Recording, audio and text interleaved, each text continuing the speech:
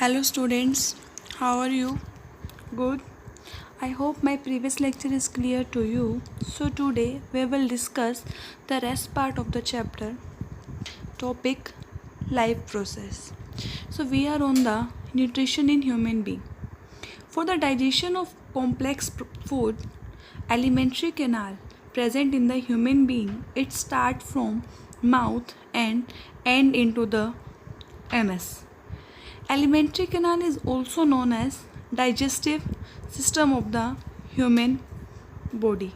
As you can see in the picture. Now parts of the alimentary canal that is started from the mouth. It include teeth, tongue, salivary glands. Saliva is secreted by the salivary glands. There are three pair of salivary glands in our mouth. It contains an enzyme called salivary amylase, which digests starch into sugar. Simplest sugar, that is maltose. So starch is degraded into the maltose with the help of salivary amylase enzyme. Then second part is esophagus. It is also known as food pipe. From the mouth, food is taken to the stomach through the food pipe. That means esophagus. The peristaltic movement of esophagus help in the movement of the food. Peristaltic movement, that is the contraction and relaxation of the food pipe. Then stomach. The stomach is a large organ which expands when food enter. The muscular wall of the stomach help in mixing the food. The digestion function are taken care by gastric gland present in the wall of the stomach. That gastric gland release hydrochloric acid and mucus. That hydrochloric acid create an acidic medium which facilitate the action of enzyme pepsin, and mucus protect the inner lining of stomach from the action of the acidic medium. Now small intestine. Small intestine is the longest part of our alimentary canal. It secretes intestinal juice which contain many enzymes. They do following function. First, peptone into amino acid, maltose into glucose, sucrose into glucose and galactose, emulsified fat into fatty acid and glycerol. Next, liver. It is the largest gland of human body which secrete bile juice and which is stored in the gallbladder. Bile emulsified the fat. Now pancreas. It is mesocrine gland, that means which perform the function of endocrine as well as exocrine. It secrete pancreatic juice which perform following function. First, NaHCO3 which make the food alkaline. Second, pancreatic amylase. It digests starch and lipid into the maltose and isomaltose. Third is trypsin. Trypsin digests protein. Fourth is villi. The digested food is taken up by the wall of intestine. The inner lining of small intestine has numerous finger-like projection called villi which increase the surface area for absorption. The villi are richly supplied with blood vessels which take the absorbed food to each and every cell of the body. Then large intestine.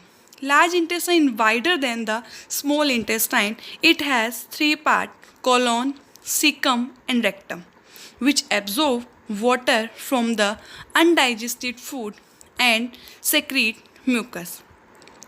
Now respiration. Respiration is the process to generate energy for our metabolic activity by breaking down of glucose. Or you can say respiration is the breaking down of glucose with the release of energy. There are two types of respiration: aerobic respiration and anaerobic respiration.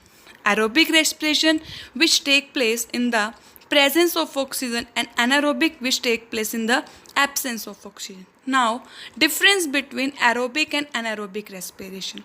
Aerobic respiration take place in the presence of oxygen. Anaerobic, it take place in the absence of oxygen.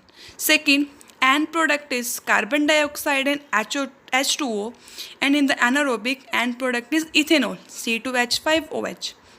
In aerobic respiration, energy release in large amount. In anaerobic respiration, energy release in the less amount. Aerobic take place in cytoplasm and mitochondria, whereas anaerobic take place only in the cytoplasm. Then, respiration system. In human being, as we know that air is taken into the body through the nostril. Nostril are the two opening of your nose. The air passing through the nostril is filtered by the fine hair that lines the passage. The passage is also lined with mucus, which help in this process. All the dirt which is present in air that will stick to this mucus. From here, the air passes through the throat and into the lungs. Rings of cartilage are present in the throat. This ensures that the air passage does not collapse within the lungs. The passage divides into smaller and smaller tubes called the alveoli. The exchange of gases take place. The wall of alveoli contain an extensive network of blood vessels. The blood brings carbon dioxide from the rest of the body for relax into alveoli, and the oxygen into the alveolar air is taken up by the blood in the alveolar blood vessels to be transported to all the cell which is present on the body or which is present inside the body. All this explanation is based in this diagram, as you can see in the picture. The rest of the part we will discuss in the next lecture. Till then, stay at home, stay safe, be happy.